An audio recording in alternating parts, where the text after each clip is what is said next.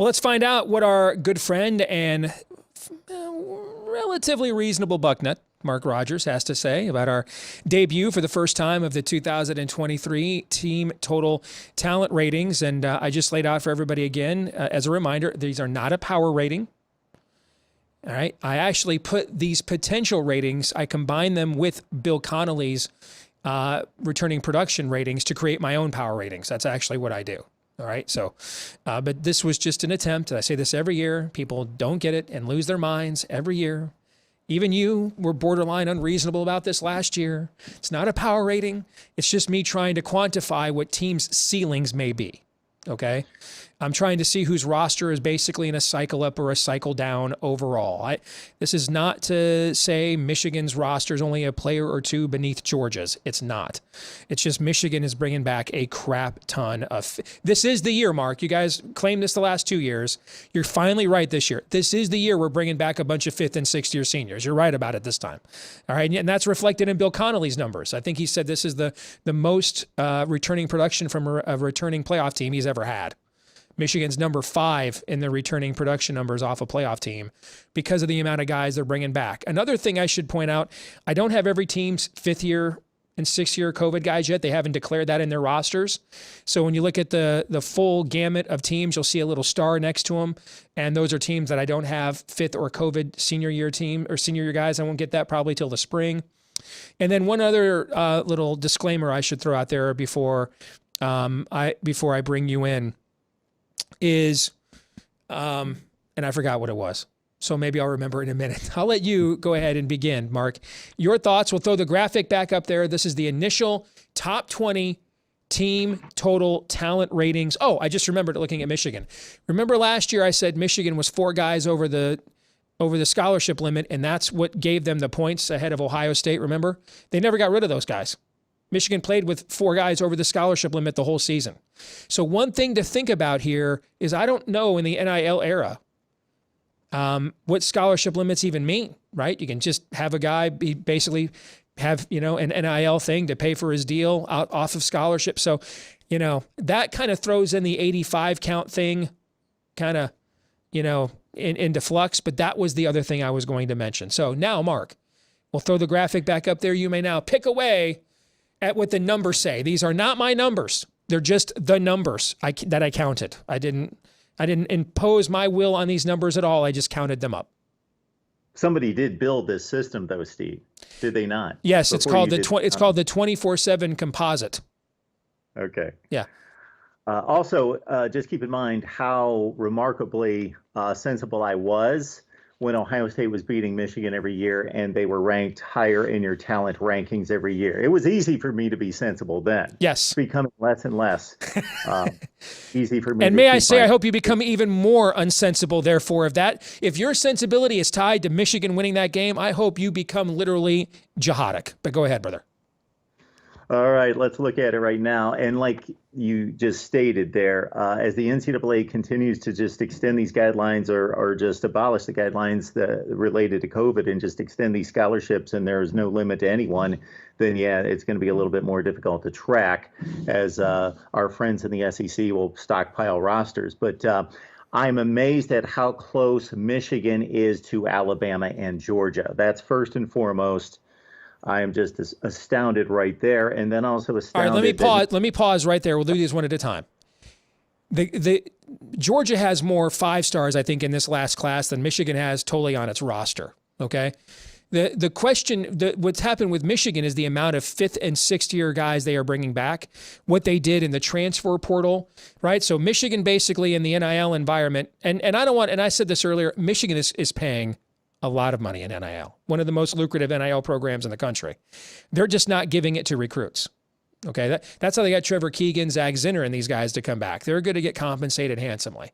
Jim Harbaugh doesn't want to pay guys, drop a bag for guys who haven't done a damn thing on a college football field yet. So Michigan therefore decided this year to go get the 5 stars that didn't sign in recruiting to go find 20 and 21-year-olds that were ready to go right now in the transfer portal to be those guys that would kind of supplement the roster. All right. So I'd still, Mark, would much rather have Georgia and Alabama's roster. But this is a very unique situation where the experience numbers that Michigan is bringing back among elder classmen appears perceptively to be closing that gap. And of course, the transfer portal has minimized the impact of the recruiting rankings out of high school. It's also made your job much more complicated, but it's also made this a much more valid process and more meaningful for your viewers to take hold of, and not just run to the 247 Sports over the last 4 years to check out and try to evaluate its team versus the competition. So I am more of a believer of the Georgia quarterback room at this point than the Alabama quarterback room, even though Jalen Milroe had a game and a half under his belt. I did not like what I saw last season, full off season to develop. But of course, as I pointed out in previous years, and this is difficult for you to take on, but of course, the quarterback position is the most important position, and therefore there's nothing built in to deal with that. I'm astounded that Ohio State's lower than Oklahoma and Oregon. I will say that, of course, Ohio State, they have brought in relatively small classes, recruiting classes in recent years. So that may factor into it. That is the factor. You just named it right there. That's the factor right there. Yeah. They've been very selective also in the transfer portal where Michigan, Florida State, and some other schools have gone out there and just brought in loads of talent. Ohio State has just kind of picked a few players during these two big transfer portal cycles, and they did have the number 3 class in terms of per player rating past season. I find it somewhat amusing also, Steve, that LSU and Notre Dame are tied. The Brian Kelly teams, yeah. Yeah, that is interesting. Since Brian Kelly said he kind of inferred on a number of occasions that he needed to go to LSU to find the kind of talent to win a national championship. That is interesting. It'll be fascinating to see a year from now whether they are tied or not. I suspect LSU will surpass Notre Dame, but we shall see. What else stands out to you about those numbers? Well, the two big Texas schools continue to underachieve. Of course, Texas is 13-12 the last 2 years under Sark, and of course, Texas A&M was a complete train wreck under Jimbo. And I've got to see something that's going to prove otherwise. Of course, Colorado. This is the only place you highlight the coach. The only what's not adding up for me. So waiting for the explanation here. So I looked at Colorado's recruiting classes. Largely, a lot of these players not on the current roster, but I got to think some of them still are to some extent. So the recruiting rankings that made up this current roster rank between number 36 and 65. Then you bring in a 2023 class at Colorado that's number 29. The transfer rank is 5. The composite is 21. How does all that add up to number 16? I think, is it 16 or 17? Now, keep in mind, though, there's like 7 points or 10, 15 points of difference from where Colorado is to teams that are like in the 30s. All right. Once we get out of like the 280s, it's a lot like it's a lot like the rankings. There's a tier of teams that we all know are kind of the playoff contenders. Then there's maybe a tier right below that we think are kind of the near 6 teams or could win their conference. And then after that, in a given week in college football, you and I can, when we do a weekly top 25, trying to figure out who teams 19 through 25 every week can be is a flip of a coin, okay? That's kind of how this works out too, right? You can see the tiering, right? And so you can see once you get past teams that are in the 280s, and even the teams in the 280s there's a lot of deadlocking there. Once you get past that, brother, there's not much of a difference between the 17th roster and the 48th roster. There just isn't. We're talking a player or two there. So I would not worry or fixate so much on where Colorado is at specifically, just that they're there anywhere generally, if you know what I'm trying to say. That it clearly shows he has, on the fly, upgraded this roster tremendously. Now, they were primordial ooze, okay? They were primordial ooze before he arrived. So what is a significant upgrade? Cro-Magnon? Neanderthal. Fully developed Homo sapien. I don't know. That's why we're going to play the games. Okay. But so if I were betting this, and that's the primary reason I do this to help me win futures markets. If I had a 3 for Colorado's season win total, I'd hammer the over. If I had like a 7.5 or an 8 for Oklahoma's preseason win total, I'd hammer the over. If I had a 9 for Oklahoma, wouldn't bet it. If I had a 4 or 4.5 for Colorado, looking at the schedule, I think the first 2 games, aren't they TCU and Nebraska, I think, okay? Wouldn't bet them. You know, that's what you're looking for, inefficiencies in the market to play futures. And if you have followed me on my Patreon page the last few years, my game picks have been up and down over the last few years, but my futures picks have been very good. And so that's what you're looking for, is inefficiencies in the market. So what I would be doing with this right now, it's what I do. So I'll just tell you guys in the audience what you should do with them. It's what I made them for. Star teams that either seem to be way higher or way lower than your perception. Because your perception is more than likely where the market is going to be when the markets debut, right? And it doesn't always work. My numbers had Stanford way higher than the perception of the market. That was one of the few. I only lost 2 win totals out of 10 bets last year, and Stanford was one of them. Okay, but there were 3 or 4 other places where my numbers found inefficiencies, and they were right. Okay. And so that's what you're looking for. And so Colorado's a team, you put a little star around them and say, okay, when those win total markets come out in May, I want to run and find out where theirs is right away to see if it's too low, like a 3 or 3.5, or if it's, I'd leave it alone, like a 4.5 or a 5. That's what you should be doing with this right now. Along those same lines, folks, 65 Power 5 teams. Guess how many? I'll release the number here in a minute after we have more discussion. I'll let everybody think about this for a few minutes. How many of those teams between 2021 and 2022 either increased their win total by at least 3 or it decreased by at least 3? That's what I consider a significant drop-off or increase in wins. 6-6 to 9-3, for example, out of 65 in the Power 5 in a sport where we generally perceive it to stay the same from year to year. It surprised me. All right. That's about all I had from the top 25. I really dug into the Big Ten as well. What'd you think about the Big Ten numbers? So what I got on the Big Ten, first of all, there's an obvious disparity, just like there is in actuality on the field between the top 3 and everybody else. That's where you see the gap. That's where you would expect to see the gap. Northwestern, my goodness, they're awful. So there's as much of a gap. And I'm a Pat Fitzgerald fanboy, but dude, I don't know where they go. It's difficult. I'm going to be releasing coaches' rankings here soon, and I don't know where to put them anymore because it's just been 4-20 in the last 24 games. So just as much of a gap in talent between Northwestern and Indiana than Indiana, and going up 4 or 5 spots up the ladder. That's significant, of course. Iowa.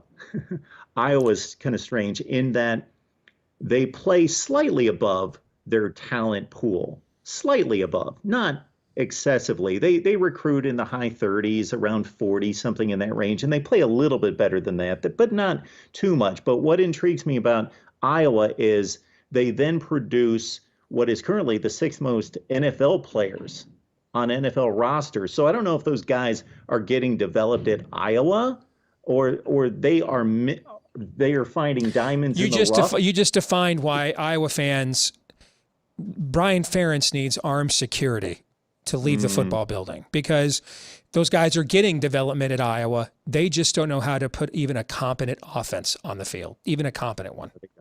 And we will tackle that at some point on my channel between the two of us, because I think Brian Ferentz is certainly happy and safe that Iowa fans are as kind as they are. If this was another fan base, I think that helps matters as well, because I think 7-5, 8-4 works for them, and they don't care how they get it done.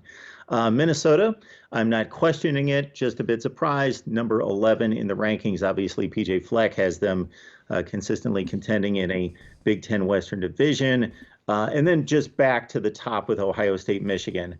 34 talent points separate these two. So this takes the same gap from Ohio State at number 7 nationally to off the top 20. That's the same gap. Also, I looked at returning production. So Michigan's 5th in the nation in returning production, so you set us up for that. Ohio State and Penn State, largely due to losing starting quarterbacks, are at 48th and 56th. So that could be, you could consider it a warning sign, or you could, in Penn State's case, maybe they've got a better quarterback coming in from a talent perspective. And then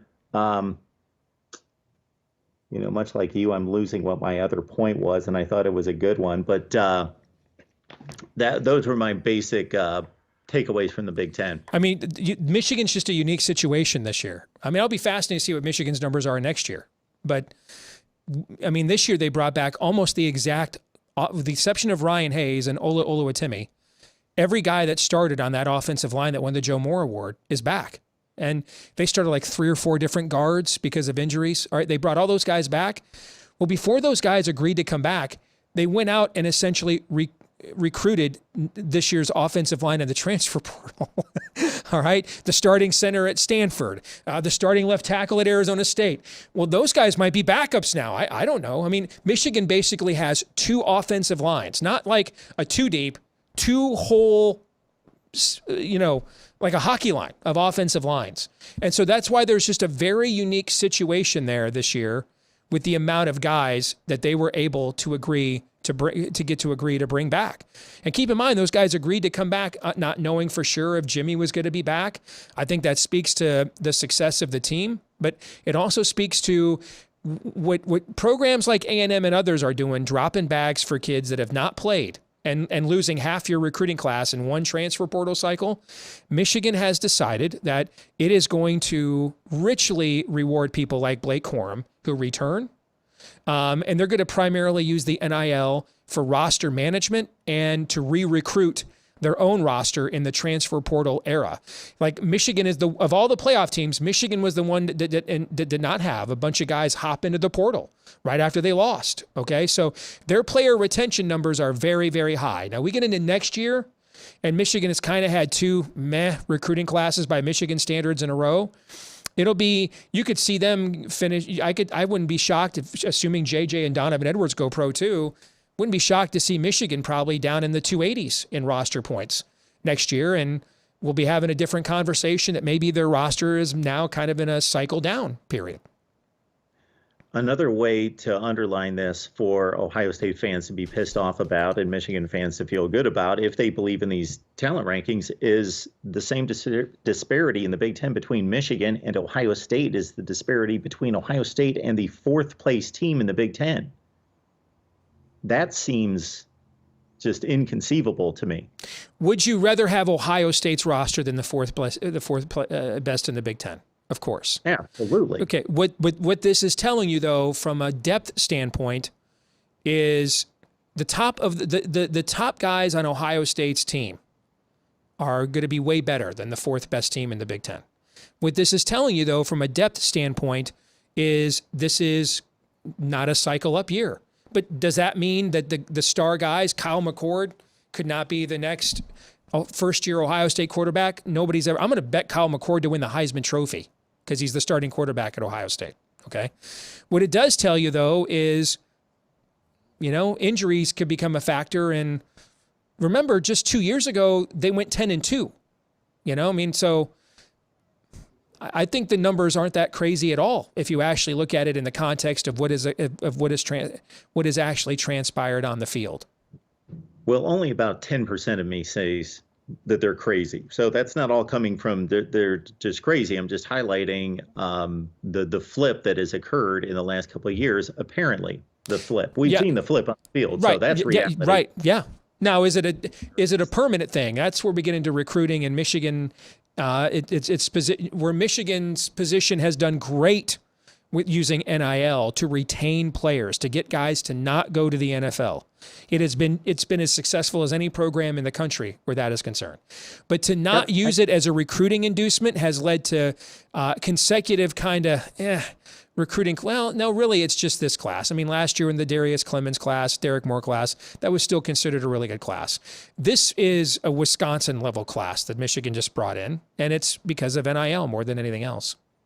So, Steve, for my understanding and everybody else is out there, and I know you're not going to be able to pull the metrics out of your rear end, but in regards to Ohio State and Michigan, after Ohio State just brought in the 5th rated recruiting class and Michigan number 18, I believe, what if those were dead even? Let's say they brought in the exact same class or there was no recruiting class. What do you think that would do to those numbers? Because, again, I'm just outlining how stark the contrast or the disparity between the 2 point totals, considering Ohio State's class most recent class versus Michigan's? You would just simply look at you'd go to the 24/7 composite and look at the difference in point score between Ohio State's class and Michigan's, and then take that difference away or add it on to Michigan, and that's what it would be. So what I'm basically saying is that if Michigan had recruited the way that it should have, coming off of back-to-back playoff appearances, if it had gone from that 8 to 12 recruiter that Clemson originally was to a top 4 recruiter after it made back-to-back playoffs, if it had made that jump, Michigan's class would be rivaling Alabama's for the most roster, for the most talented one in the country. That's what we'd be saying. And based on the results you've seen on the field for the last 2 years, does that sound nuts? I could see why maybe last year it sounded nuts. Hey, one time it's an outlier. After the results we've seen the last 2 years, I don't understand how it sounds nuts at all. I guess I still have that memory of watching Ohio State play Georgia and still believing that at their best, they're the second best team in the country, or that 22. I don't agree. I don't disagree with you, but a lot of those, the guy who played maybe the best game any Ohio State quarterback has ever played in the history of the program, he ain't there. He's gone. I mean, there's a lot of the guys that played in that game that aren't going to be there. Now I would also, though, put a circle around Ohio State. I'd be curious what their win total is. Like if it's 11, I'd absolutely bet the under. If it's like 10, I'd probably bet the over. Because I think there's that kind of fluctuation with where I think in my preseason ratings, I'm going to have Penn State, Ohio State, and Michigan probably all in the top 5. No lower than all in the top 6. So we're really talking about, and I don't have a clue what happens if like Michigan goes to Penn State and loses, and Ohio State comes to Michigan and loses, and Penn State goes to Ohio State and loses, and they're all 11-1. I think that could happen. I might actually just predict that for fun because I think it's possible.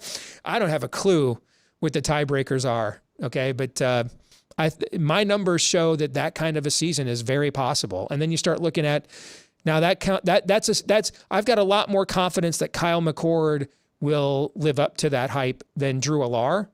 We've not really seen them in the James Franklin era develop that kind of a quarterback presence. They kind of lucked into Trace McSorley, who way outplayed his recruiting rating, right?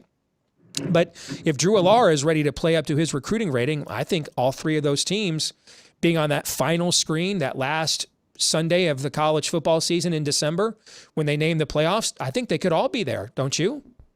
It's just a matter of what numbers they are on that final screen with like the top 6, the 4 that make it, and the 2 that are the next 2. I think all 3 of those programs could be in that top 6. Hell, they were in 2016. All 3 of those teams were in that top 6 in 2016, Mark.